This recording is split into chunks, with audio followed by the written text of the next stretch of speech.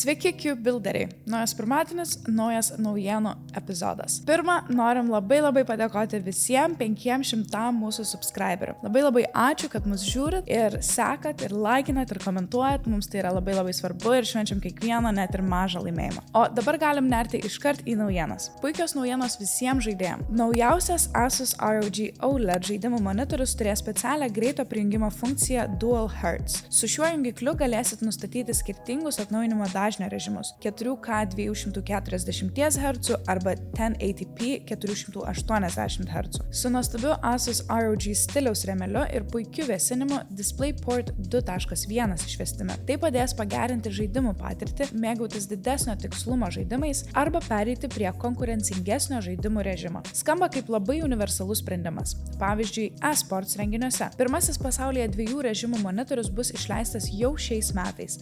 Lauksime tik patvirtinimo, kokia bus jo kaina. Tačiau Asus nėra vienintelė įmonė, kuri planuoja integruoti šią 2 režimų technologiją. LG taip pat erzina apie savo būsimus UltraGear OLED dizainus, kuriame galimai bus panaši technologija. Kutena jo, kibina. Lian Li vėl išleido kažką išskirtinio ir ekstravagantiško. Kas galėjo pagalvoti, kad ventiliatoriai nuo šiol gali turėti mini LCD ekranėlius. Naujieji Lian Li Unifan TL LCD nuo šiol jums leis matyti kompiuterio temperatūrą realiu laiku arba mėgstamus paveiksliukus per 4 arba 5,3 cm ekraną naudojant L-Connect programinę įrangą. Tai gali būti nejudančios naminių gyvūnėlių nuotraukos arba judantis GIF vaizdai, su kuriais jūsų ventiliatoriai tarsi atgis. By the way, GIF ar GIF? Aš irgi sakau GIF.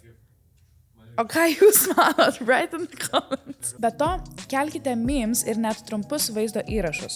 Kaip ir kitus Lian Li ventiliatorius, juos tarpusavyje galima sujungti specialia patentuota magnetų technologija. Viename kompiuteryje galima įdiegti net 6 tokius ventiliatorius ir ant kiekvieno jungti po skirtingą paveiksliuką. Lian Li paruoštoje vaizdo demonstracijoje buvo parodyta, kaip visiems puikiai žinomas Pac-Man vejasi ir tuo pačiu yra vaiduoklių persekiojimas tarp 2 skirtingų ventiliatorių. Taip pat buvo parodyta, kaip vyksta Street Fighter tipo veiksmas, kai kovotojai šokinėjo tarp ventiliatorių ekranų. Tačiau, kad ir kaip stulbinančiai jie atrodo, tokia pati stulbinanti ir jų kaina. Už 3 ventiliatorių komplektą paklosite net 120 €. Galite rinktis tarp juodos ir baltos spalvos, 120 mm arba 140 mm dydžių ir su įprastomis arba atvirkštinėmis ventiliatoriaus mentėmis, kad atitiktų skirtingus aušinimo reikalavimus. Svarbiausias dalykas tas, kad prieš perkant turėsit pamastyti, kur koks ventiliatorius bus įmontuotas, kaip judės oras jūsų dėžėje ir į kurią pusę turi būti ekranas. Tad nepamirškit šito. Tęsiant apie Lian Li, jie pristatė ir naują O11D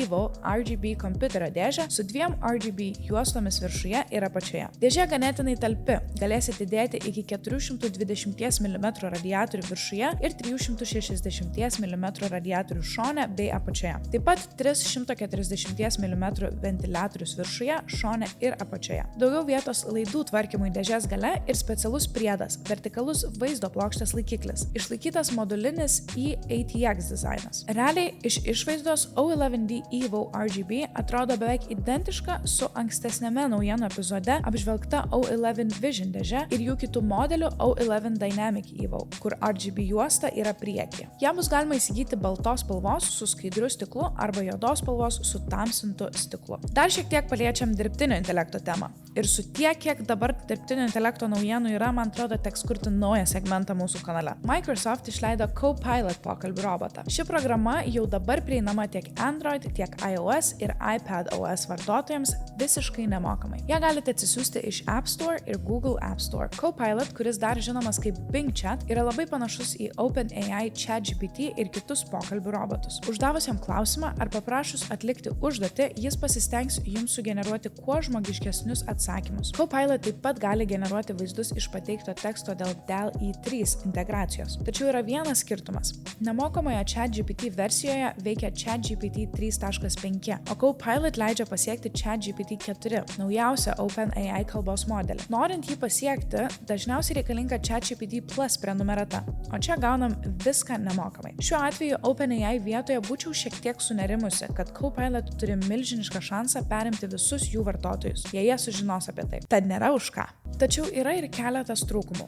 užklausų kiekis Copilot programoje yra ribotas, dėl to itin smalsiems ir daug informacijos reikalaujantiems vartotojams tai gali tapti problema. Vaizdo generavimo funkcija ganėtinai ribota, jei neturite savo paskyros. Taip pat pokalbių istorija nėra išsaugoma, o tai reiškia, kad negalėsite iš naujo apsilankyti neseniai vykusiame pokalbyje. Žodžiu, aš jau atsisiunčiau ir pažiūrėjau, kaip ten viskas veikia. Tai tikrai labai kietas, patogus ir praktiškas dalykas. Išbandykit patys.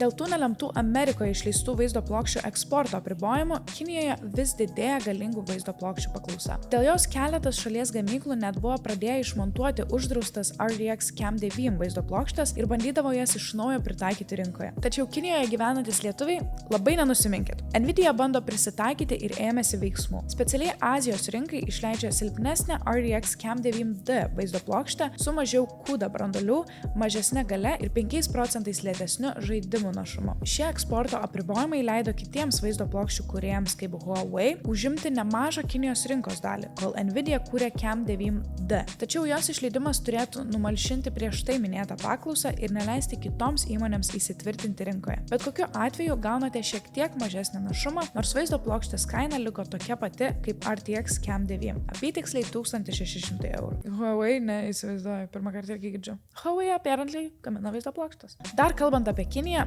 radom labai įdomias naujas taisyklės. Žodžiu, Kinija siekia sumažinti pinigų, kuriuo žaidėjai išleidžia vaizdo žaidimuose kiekį. Ta prasme, mano pirma mintis buvo, kokią teisę jie turi kažką tokio drausti. Jei žmonės nori leisti pinigus, tegu leidžia. Aš neįsivaizduoju, kaip man galėtų kažkas Valorante uždrausti pirkti skinus. It's my right. Pavyzdžiui, internetiniams žaidimams bus uždrausta suteikti žaidėjams apdovanojimus už tai, kad jie kasdien prisijungia. Bus negalima pildyti savo elektroninių sąskaitų. Na gerai, šitą jau suprantu, kad sėkme pagrįstos taip vadinamos lošimų dėžės bus apribotos nuo nepilnamečių ir jie taip pat negalės dalyvauti aukcionuose dėl virtualių daiktų. Jei kas nežinot, kas to žaidimų dėžės, tai kai žaidėjams yra siūlomi atsitiktiniai žaidimo elementai kaip skinai, jaustukai ir panašiai, nors tuos dalykus dažnai galima kabutėse užsidirbti nemokamai, žaidžiant įprastu būdu. Tad tikrai pritariu šiam sprendimui, kuris padidintų kiekvieno žaidėjo apsaugą ir skaidrumą. Pavyzdžiui, žaidimo kūrėjai gali suteikti bent aiškę tikimybę, ko tikėtis ir kad iš anksto žinotume, su kokiais šansais susidursim dar prieš pirkdami tas lošimų dėžes. Visi šie apribojimai buvo išleisti dėl didėjančios priklausomybės nuo žaidimų. Pagal galiojančius įstatymus, žaidėjai jaunesni nei 18 metų per mokslo metus gali žaisti tik nuo 8 iki 9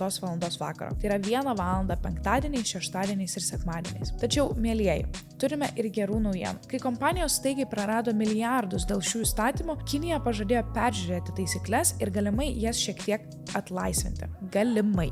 Tiek šiam naujienų epizode. Labai ačiū, kad žiūrėjot. Nepamirškit subscribinti mūsų kanalą, laikinti video, jeigu patiko, ką matėt ir norit matyti daugiau. Jei norit susibildinti kompiuterį, eikite į qbuilds.lt, pasiekit mus visose socialiniuose tinkluose ir ateikite į mūsų Discordo serverį. Maldą, man atrodo, jau pasakiau. Tai tiek šiandien, ačiū ir iki kito karto.